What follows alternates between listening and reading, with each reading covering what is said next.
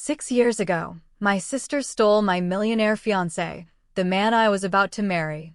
Now, at my mother's funeral, she walked in with him, flashing her diamond ring, and said, "Poor you, still alone." At 38, I had the man, the money, and the mansion. I smiled, turned to her, and said, "Have you met my husband yet?" When I called him over, her face went pale, because actually, my husband was.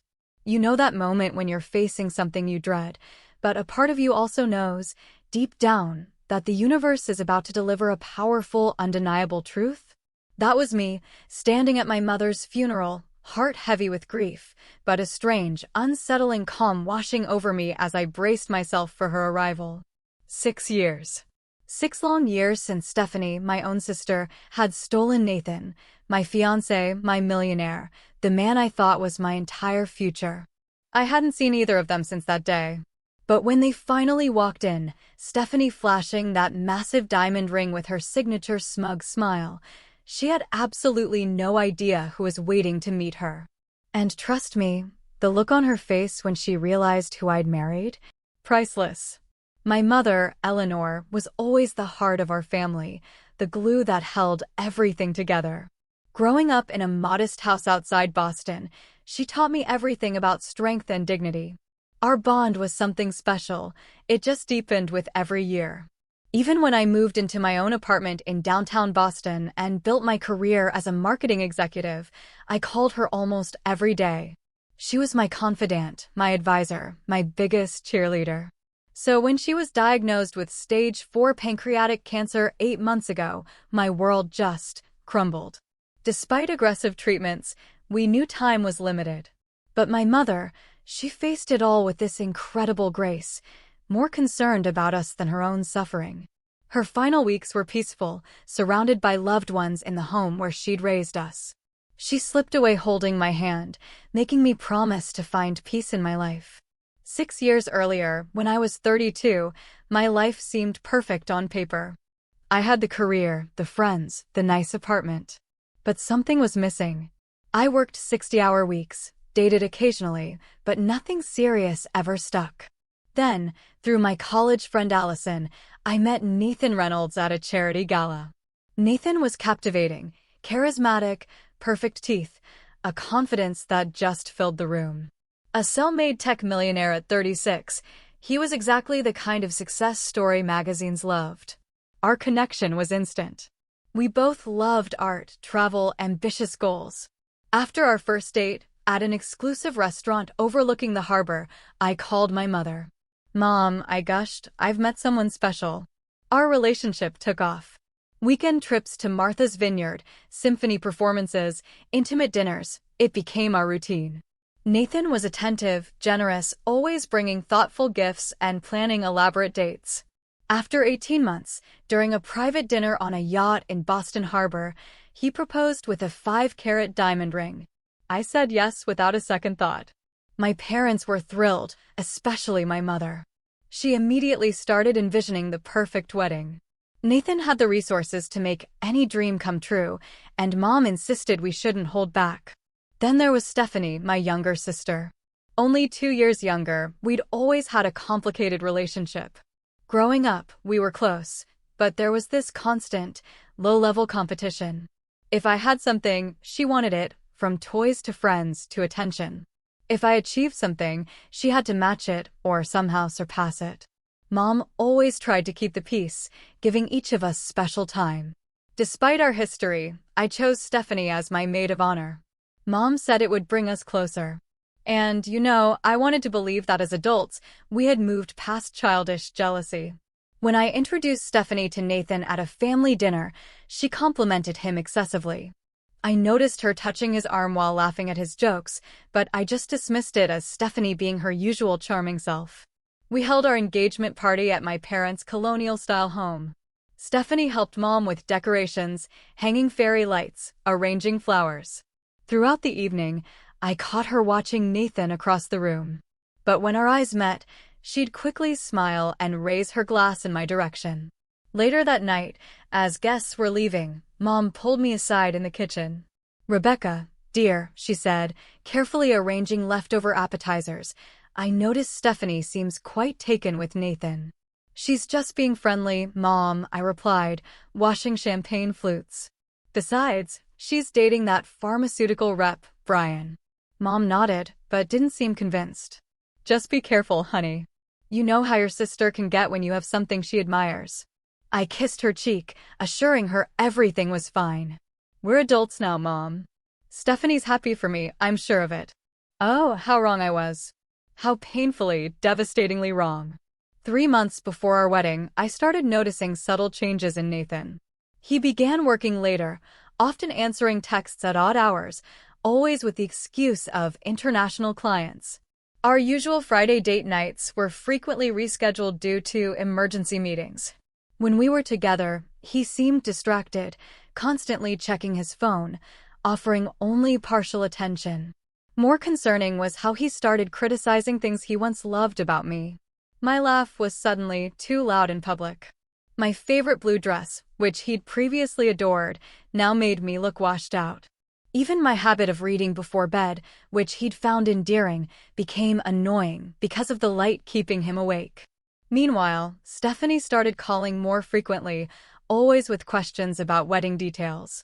I just want everything to be perfect for my big sister, she'd say, though Mom was handling most of the planning. Stephanie even volunteered to help with vendor meetings I couldn't attend due to work commitments. One Thursday evening, Nathan and I had dinner at an upscale Italian restaurant. He barely made eye contact, responding to my stories about work with one-word answers. When his phone buzzed for the 5th time, I reached my limit. Is there something more important happening elsewhere? I asked, trying to keep my voice light despite my growing irritation. Sorry, just work stuff, he muttered, putting his phone face down. You know how it is before a product launch. Later that week, I noticed unfamiliar perfume on Nathan's collar when doing laundry. It was floral and heavy, nothing like the subtle scent I wore. When confronted, Nathan explained he'd been in meetings all day with a potential investor, Rebecca Mills, who apparently wore overpowering perfume and had hugged him goodbye. The explanation seemed plausible. I wanted to believe him. I called my friend Allison, expressing my concerns over coffee the next morning. Every relationship gets jittery before the wedding, Allison reassured me, stirring her latte. Parker and I fought constantly the month before our wedding, and now we've been married 5 years. But the knot in my stomach wouldn't dissolve. Mom noticed my anxiety during our weekly lunch. You seem distracted, sweetheart, she said, reaching across the table to touch my hand. Wedding stress or something else?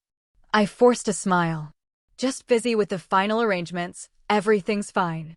But everything wasn't fine. I started making more effort, thinking perhaps I'd been taking Nathan for granted. I booked a spa day, bought new lingerie, tried cooking his favorite meals.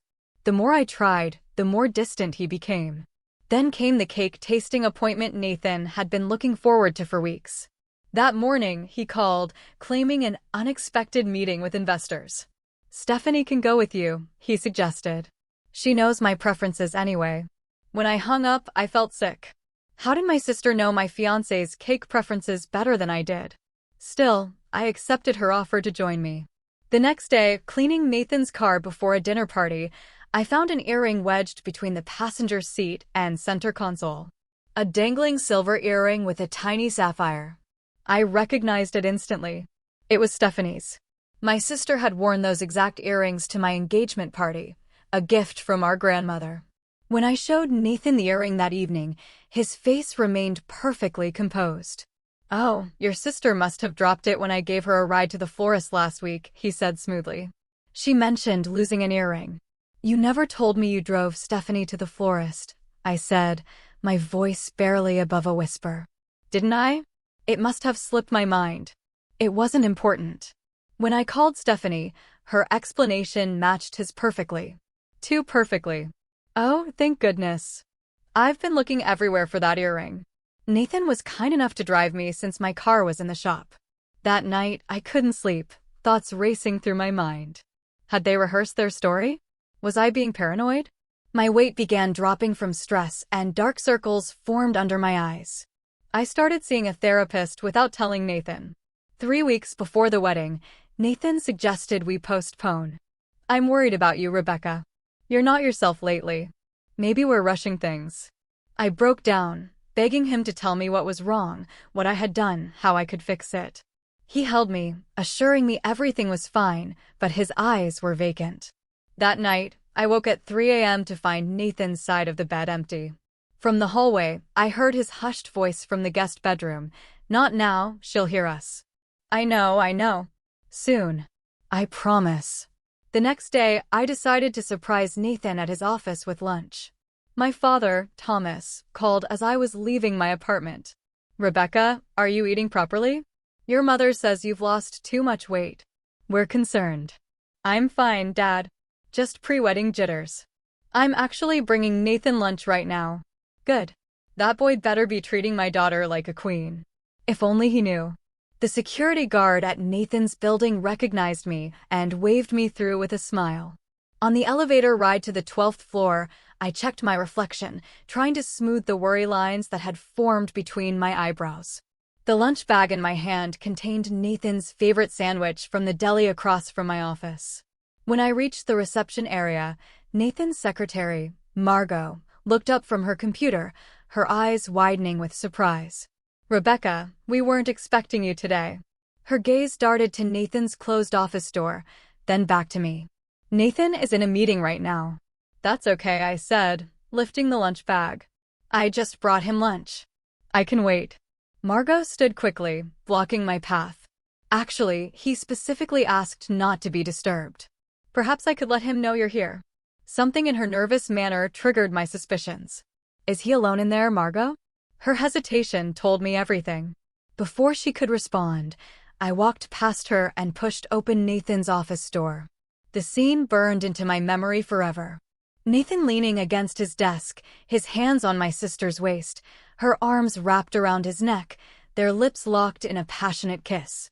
Neither noticed me at first, giving me several excruciating seconds to absorb every detail.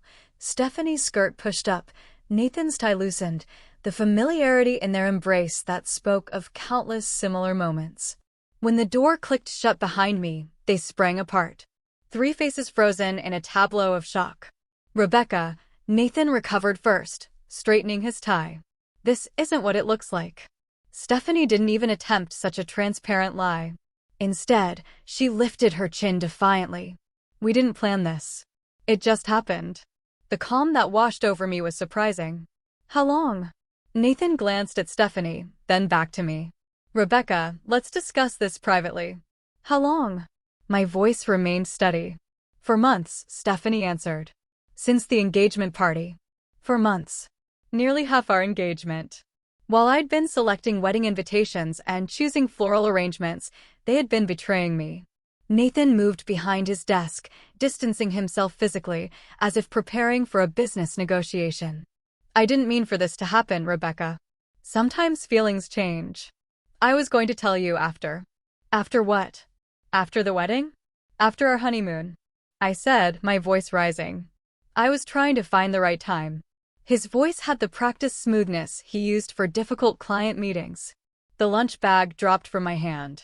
I trusted you both. Both of you. Stephanie at least had the decency to look uncomfortable.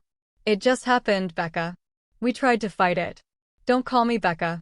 The childhood nickname felt like another violation. And nothing just happens. For 4 months, you made choices. Every secret call, every lie, every time you looked me in the eye knowing what you were doing. Nathan pressed the intercom button. Margot, please come in. Moments later, Margot appeared, pointedly avoiding my gaze. Please escort Rebecca out. She's upset. I'm escorting myself out, I said, my dignity somehow intact, despite feeling shattered inside. You deserve each other. In the elevator, the tears finally came. By the time I reached my car, I was struggling to breathe between sobs. The drive home remains a blur. I only remember calling my mother from my apartment, curled on the bathroom floor, unable to form coherent sentences through my crying. Mother and father arrived within the hour, using their emergency key when I couldn't bring myself to open the door. Mother held me while I told them everything, father pacing the living room, his face growing redder with each detail. I'll kill him, he muttered, hand over his heart. Thomas, your blood pressure. Mother warned, though her own face showed equal fury. The next days passed in a haze of pain. Mother helped me call vendors to cancel wedding arrangements, while father handled the financial aspects. When I returned the engagement ring to Nathan's apartment, left with the doorman, I couldn't bear to see him. I found Stephanie had already moved her things in. Most of her clothes were there, family photos arranged on shelves that once held mine. Nathan's email about dividing our shared assets was coldly efficient, mentioning that Stephanie had helped him catalog my remaining belongings. The betrayal ran deeper than I initially realized. Through mutual friends, I learned they had been meeting secretly whenever I worked late or traveled for business. Stephanie had pursued him deliberately, finding excuses to see him alone, sending texts and photos when I wasn't around. The scandal spread quickly through our social circle. Some friends sided with me, others with Nathan, citing his influence in the business community.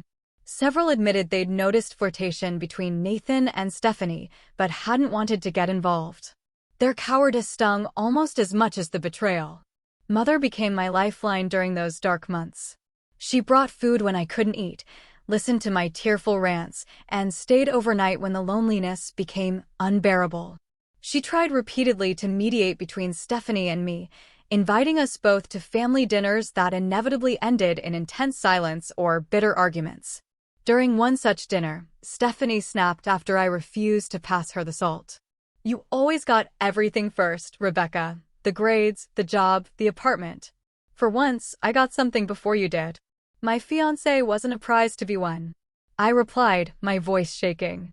He was the man I loved and trusted. Mother put her fork down. "Stephanie Marie Thompson, apologize to your sister right now." "For what?" "Being honest? Nathan chose me. He loves me now." I stood, napkin thrown onto my plate. "I can't do this anymore, Mom. I'm sorry." It was the last family dinner I attended with Stephanie present. Father's heart problems worsened from the stress of his daughter's feud, requiring medication adjustment and additional doctor visits.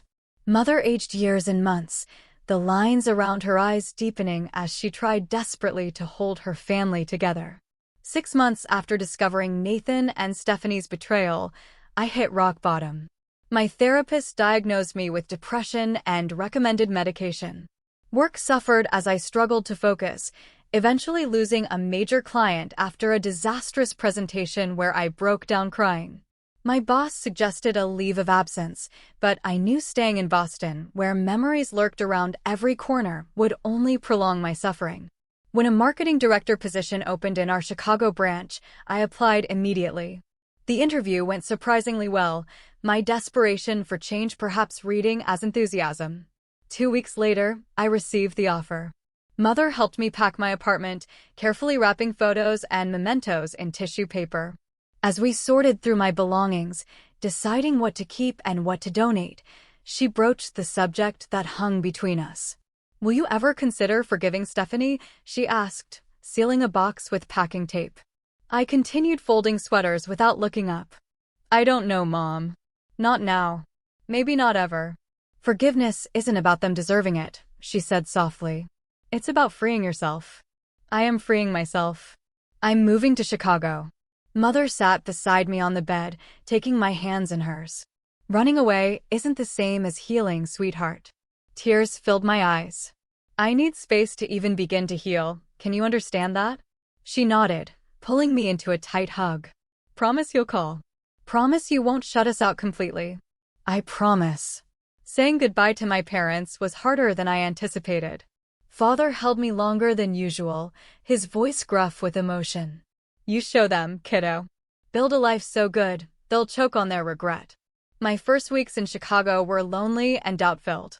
My studio apartment felt sterile and unfamiliar. I worked long hours to avoid going home to empty rooms, eating takeout at my desk and falling into bed exhausted each night. Then came the news that twisted the knife deeper. Mother called one Sunday morning, her voice cautious. "Rebecca, I feel you should hear this from me rather than social media. Stephanie and Nathan got married yesterday." The small civil ceremony had been featured in Boston Magazine's society pages, Nathan's business connections ensuring coverage despite the modest scale. The accompanying photo showed them beaming outside the courthouse, Stephanie wearing a simple white dress, my former engagement ring prominently displayed on her finger. That night was my lowest point. I drank an entire bottle of wine alone, scrolled through old photos of Nathan and me, and cried until my eyes swelled shut. I called in sick to work the next day, unable to face the world. But something shifted during those dark hours alone. As morning light filtered through my blinds, I made a decision. This would be the last day I gave them power over my happiness. I deleted all photos of Nathan from my phone, blocked both him and Stephanie on social media, and took a long shower, imagining my pain washing away down the drain. At work, I threw myself into projects with renewed focus. My boss noticed the change, assigning me to more significant clients. I developed a reputation for creativity and dedication, earning respect in my new office. My first real Chicago friend was Madison Reynolds, our HR director, who invited me to join her book club. Through her, I met other women, slowly building a social circle. Madison frequently tried to set me up on dates, but I declined each offer. The thought of romantic vulnerability still terrified me. For months into my Chicago life, I was sent to a technology conference in San Francisco to represent our company. On the second evening, I attended a business dinner with potential clients, seated next to Zachary Foster, a tech investor and entrepreneur who had recently relocated from Seattle. Zachary was different from Nathan in every way. Where Nathan had been flashy and charming, Zachary was understated and genuine. His quiet confidence and thoughtful questions drew people in without demanding attention. When he spoke about his work, his passion was evident, but never boastful. He asked for my card after dinner, and I gave it without expectation. To my surprise, he emailed the next morning, asking if I'd like to continue our conversation about digital marketing trends over coffee. Over the next 3 months, Zachary and I maintained professional contact. He referred clients to my agency, and I introduced him to my Chicago business connections. Madison noticed our frequent work lunches and raised an eyebrow. "He likes you, Rebecca," she said. "And not just professionally. We're just colleagues," I insisted. "Colleagues don't look at each other the way he looks at you." Eventually, Zachary asked me to dinner at a restaurant unrelated to work. I panicked, almost canceling twice before forcing myself to go. 20 minutes into the date, discussing our favorite books, I had a full-blown panic attack. My hands shook, breathing became difficult, and tears welled in my eyes. Instead of being embarrassed or annoyed, Zachary moved to sit beside me, speaking calmly until my breathing normalized. He drove me home without pressure or questions. The next day, flowers arrived at my office with a note. "No pressure, no expectations. Just hoping you're feeling better. Zachary." That evening, I called him and shared everything about Nathan and Stephanie. He listened without interruption, then shared his own story of heartbreak from his past marriage that ended when his wife left him for his business partner, taking half their joint company in the divorce. "Broken trust leaves scars," he said. "Anyone worth your time will understand that healing isn't linear." Over the following months, we built a foundation of friendship first. Zachary never pushed for more than I could give, respecting my boundaries while remaining steadfastly present. For our 5th date, he cooked dinner at his apartment instead of taking me to a crowded restaurant that might trigger my anxiety. When panic occasionally resurfaced, he knew exactly how to help me through it. For the first time since Nathan, I began to believe that maybe, just maybe, trust was possible again. 1 year after moving to Chicago, I barely recognized my life. My promotion to senior marketing director came with a corner office overlooking the river. My circle of friends had expanded beyond Madison to include several close confidants. And most surprisingly, I had fallen deeply in love with Zachary. Unlike Nathan's flashy courtship, Zachary's love manifested in consistent, thoughtful ways. He remembered small details, like how I preferred oat milk in my coffee or which true crime podcasts I followed. He respected my independence while offering unwavering support. Most importantly, he never compared me to anyone else or tried to change me. I met Zachary's sister, Caroline, during her visit from Portland. We connected immediately, exchanging numbers and developing our own friendship, independent of Zachary. She told me stories of their childhood in Seattle, painting a picture of the boy who became the man I was growing to love. My relationship with my parents continued from a distance. I called Mother weekly, carefully steering conversations away from Stephanie. Father occasionally joined these calls, his gruff voice softening when telling me how proud he was of my fresh start. I visited twice that year, timing my trips when I knew Stephanie and Nathan would be away. Mother provided occasional updates about them. Their marriage appeared perfect on social media, Stephanie posting photos of luxury vacations and charity galas. According to Mother, they had purchased a large house in Beacon Hill and were renovating extensively. Stephanie asks about you sometimes, Mother mentioned during one call. What do you tell her? I asked, stirring pasta sauce on my stove. That you're doing well. That you're building a new life. Does she ever express regret? Mother sighed. In her way. She gets quiet when your name comes up. My therapy continued in Chicago, my new therapist helping me process the betrayal and build healthier relationship patterns. I learned to recognize my triggers and communicate boundaries effectively. Slowly, the nightmares about Nathan and Stephanie faded. In June, Zachary surprised me with a weekend trip to Michigan's wine country. We stayed at a charming bed and breakfast surrounded by vineyards, spent afternoons wine tasting, and evenings watching the sunset over Lake Michigan. For the first time in years, I felt completely present and happy, without the shadow of past betrayal hanging over me. On our last evening, walking through a garden filled with early summer blooms at the Chicago Botanic Garden, Zachary stopped beneath a trellis covered in climbing roses. Rebecca, he said, taking both my hands in his, this past year, knowing you has been the greatest gift of my life. When he knelt, producing a ring box from his pocket, panic flashed briefly. Images of Nathan's proposal threatened to overshadow this moment. But looking into Zachary's eyes, I saw only sincerity and love. I'm not asking for an answer today, he said, seeming to read my hesitation. I just want you to know that whenever you're ready, whether that's tomorrow or next year, I'll be here. Tears filled my eyes, but not from fear or pain. Yes, I whispered. I'm ready now. The ring was nothing like the ostentatious diamond Nathan had given me, a simple emerald with small diamonds on either side, elegant and understated, like our relationship. That night, I called my parents with the news. Mother cried happy tears. He sounds wonderful, darling. When can we meet him? Soon, I promised. Very soon. We planned a small wedding, only 30 guests, at a historic Chicago venue. At Mother's urging, I sent Stephanie an invitation, more as a gesture toward healing than an expectation of attendance. Her response came via email, brief and cold. Congratulations on your engagement. Unfortunately, Nathan and I have prior commitments on that date. Best wishes for your future. Mother was disappointed, but unsurprised. Give her time, Rebecca. This is progress compared to where you both were. Our wedding day arrived, intimate and joyful, with my parents, new friends, and Zachary's family in attendance. Father walked me down the aisle, whispering, I haven't seen you this happy in years, kiddo. Zachary's vows acknowledged our journey. Rebecca, I promise to remember that love is both strong and fragile, requiring care and commitment every day. I promise to be worthy of the trust you've given me, knowing how precious and hard-won that gift is. We built our life together in Chicago, buying a brownstone that we renovated together.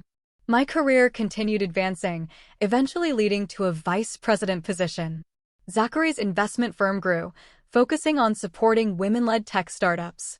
During a dinner with business associates, I learned something that connected past to present. A venture capitalist mentioned working with Nathan years earlier. Reynolds? Yeah, he and Foster had quite the rivalry in the angel investing space about 7 years back. Foster backed the right startup, Reynolds backed the competitor. Foster's pick got acquired for millions, Reynolds went bankrupt. Later that night, I asked Zachary about this connection. I was going to tell you eventually, he admitted. I knew who you were when we met at that conference, not the details of what happened, but that you had been engaged to Reynolds. Why didn't you say anything? I wanted you to know me for me, not as someone connected to your past. I wasn't angry. Somehow, the cosmic symmetry felt right. 2 years into our marriage, we began trying for a baby. Months passed without success, leading to fertility specialists and difficult conversations. Through disappointments and medical procedures, Zachary remained my rock, holding me through tears and reminding me that family comes in many forms. Then came the devastating call about mother's cancer diagnosis. Zachary and I flew to Boston immediately, meeting with oncologists and helping my parents navigate treatment options. Mother put on a brave face, but the cancer was aggressive and had already spread. I took a leave from work to care for her, moving temporarily back to my childhood home. Zachary flew in every weekend, supporting both me and my increasingly frail father. In her final weeks, Mother and I had precious conversations about life, love, and family. One evening, as I adjusted her pillows, she broached the subject of Stephanie. "I wish you girls could find peace with each other," she said, her voice weak but determined. "Life is too short for such distance between sisters." "I know, Mom," I replied, swallowing back tears. "Promise me you'll try, Rebecca. Not for her, but for yourself. And maybe a little bit for your old mother." I promised, not knowing if I could keep it, but wanting to give her peace. Mother passed peacefully 3 days later, Zachary, father, and I at her bedside. I called Stephanie immediately. The first direct communication we'd had in years. "Mom's gone," I said when she answered. Her sharp intake of breath was the only sound for several seconds. "I'll be there in an hour," she finally replied, her voice breaking. We met at our parents' house, hugging briefly and awkwardly before turning our attention to father and funeral arrangements. The real test would come at the funeral itself, where years of hurt and anger would collide with fresh grief and Mother's final wish. The morning of Mother's funeral dawned gray and drizzly, fitting the somber occasion. I stood before the mirror in my childhood bedroom, adjusting my black dress and wondering how I would survive the day ahead. Zachary appeared behind me, handsome in his dark suit, placing his hands gently on my shoulders. "I'm right beside you today," he said, meeting my eyes in the reflection. "Whatever happens downstairs." Father sat at the kitchen table, staring blankly at his untouched coffee. The past week had hollowed him out, his tall frame suddenly stooped with grief. At 72, he seemed to have aged a decade since Mother's diagnosis. "Ready, Dad?" I asked softly, touching his shoulder. He nodded, rising slowly. "Eleanor always said funerals aren't for the dead, they're for the living." Never understood that until now. The funeral home was already filling with extended family and friends when we arrived. I stayed close to Father, greeting people with mechanical smiles and accepting condolences from faces I barely recognized. Cousins from California, Mother's college roommate, neighbors from throughout my parents' 40 years in their home. "You look just like Eleanor at your age," my great-aunt Patricia said, patting my cheek. "She would be proud of the woman you've become." "How have you been, dear?" asked Mother's friend Judith. "Eleanor mentioned you moved away. Chicago, was it?" "Yes, almost 5 years now," I replied, not adding that my sister's betrayal had prompted the move. As I guided Father to his seat in the front row, Zachary at his other side, a murmur rippled through the gathering. I turned to see Stephanie and Nathan entering, their appearance causing heads to turn and whispers to spread. Stephanie wore an expensive black dress that highlighted her slender figure, diamond earrings catching the light. Nathan looked uncomfortable in his perfectly tailored suit, his arm around my sister's waist in a show of support. Her left hand rested prominently on her purse, the massive diamond engagement ring and wedding band impossible to miss. Father stiffened beside me. "Thomas, breathe," I whispered, concerned about his heart. They made their way forward, stopping to speak with various attendees. I kept my eyes front, focusing on the large photo of Mother displayed beside her closed casket. Her warm smile easing some of my anxiety. Eventually, they reached the front. Stephanie embraced Father, who returned the hug stiffly. Nathan shook his hand, receiving only a curt nod in response. "Rebecca," Stephanie said, turning to me with an expression I couldn't quite read. "It's been a long time." Yes, I replied simply, not trusting myself with more words. Nathan nodded awkwardly. Sorry for your loss. Zachary had stepped away to speak with the funeral director, leaving me momentarily alone with them. Stephanie seized the opportunity. I need to speak with you privately, she said, gesturing toward a side room. Against my better judgment, I followed her, wanting to avoid a scene at Mother's funeral. The small room contained only a few chairs and a box of tissues, clearly designated for mourners needing private moments. Stephanie closed the door behind us. Up close, I noticed fine lines around her eyes that her expensive makeup couldn't quite conceal. You look thin, she remarked, her gaze assessing me critically. Grief does that, I replied flatly. She fiddled with her ring, twisting it around her finger. Nathan and I bought a summer house on Cape Cod last month. 8 bedrooms, private beach access. We're considering starting a family soon. Nathan's company just acquired 2 startups, and we're renovating the 3rd floor for a nursery. Congratulations, I said, my voice devoid of emotion. Is there something specific you wanted to discuss about the funeral arrangements? Her smile turned sharp. I just thought you might want to know how well we're doing. Poor you, still alone at 38. I got the man, the money, and the mansion. The familiar pain flared briefly, then subsided.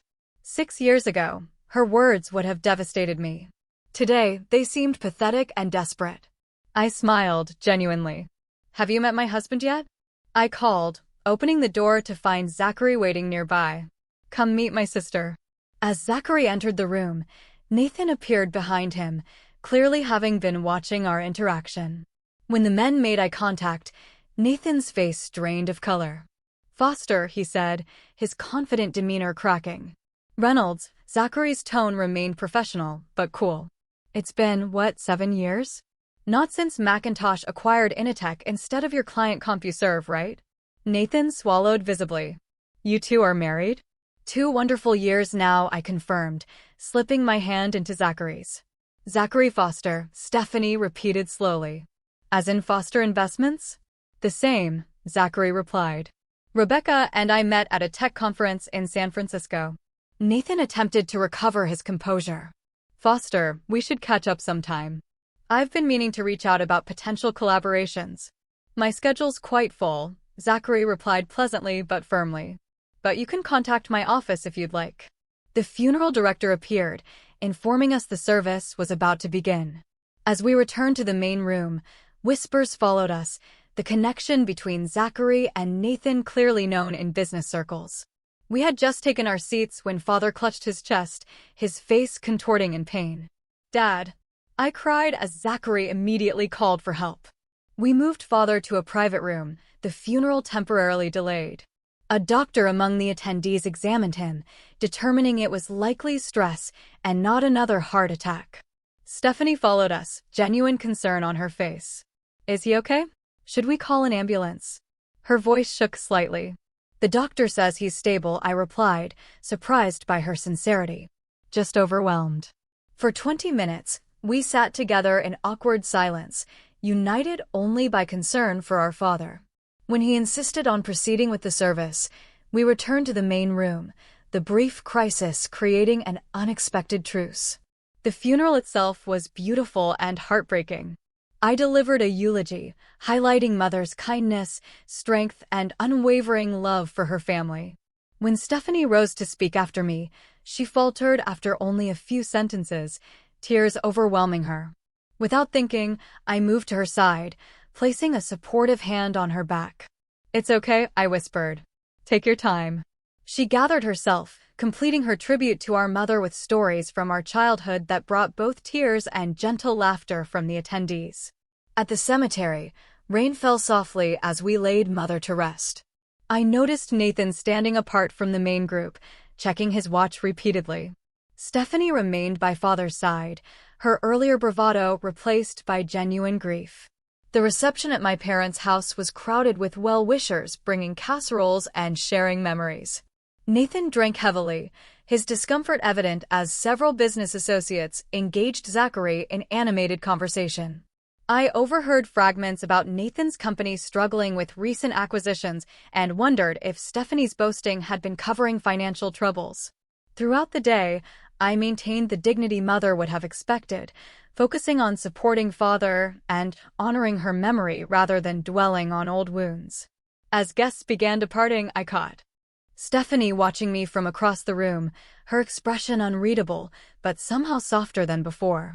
The day after the funeral, Zachary needed to return to Chicago for an important board meeting. "Are you sure you'll be okay if I go?" he asked, packing his overnight bag. "I can reschedule." "Dad needs help sorting through Mom's things," I explained. "I should stay a few more days. I'll be fine." After seeing Zachary off at the airport, I returned to my parents' house to find Father sitting in Mother's garden, a photo album open on his lap.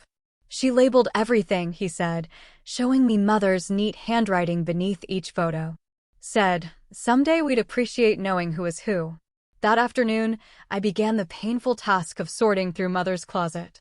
Each dress held memories: the blue one from my college graduation, the floral print she wore to Sunday brunches, the elegant gray she'd chosen for my engagement party.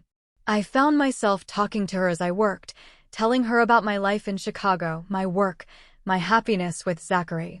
In her bedside drawer, I discovered a journal bound in soft leather.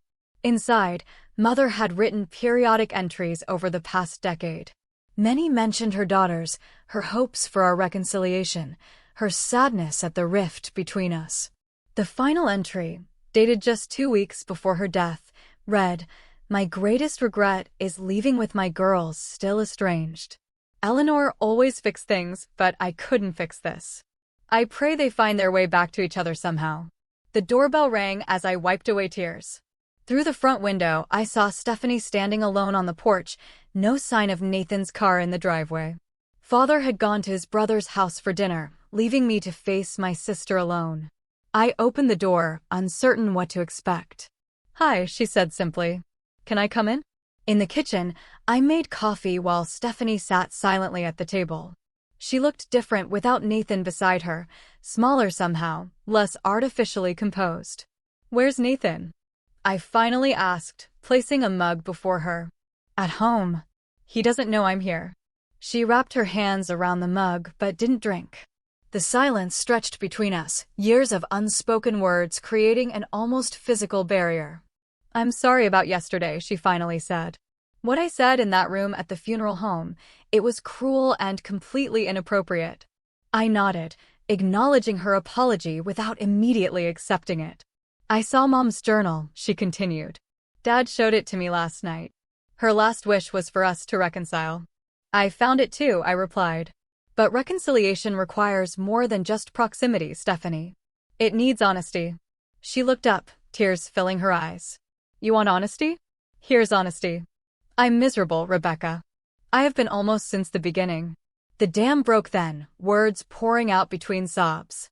Nathan had changed shortly after their wedding, becoming controlling and critical. His business had been struggling for years, each new acquisition an attempt to save a sinking ship. The houses, the cars, the vacations were all leveraged on mounting debt. Their marriage was a carefully constructed facade, maintained for business connections and social standing. "He monitors my spending, checks my phone, questions my every movement," she admitted. "The Nathan you knew doesn't exist anymore." "Maybe he never did." "Why stay?" I asked. "Shame," she answered immediately. "How could I admit what I'd done to you, destroyed our family for something that turned out to be a mirage? And then there's the prenup. I leave with nothing." I pushed Mother's journal across the table. "Read the rest of her entries." As Stephanie read, fresh tears flowed. She looked up eventually, face raw with emotion. She knew. She saw through everything. "Mom always did," I agreed. "I've hated myself for years," Stephanie whispered.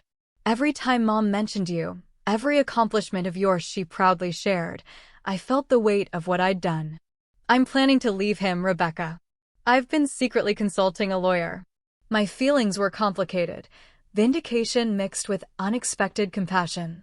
The sister who had caused me such pain was suffering consequences I wouldn't have wished on anyone. "I don't expect forgiveness," she continued. "I don't deserve it.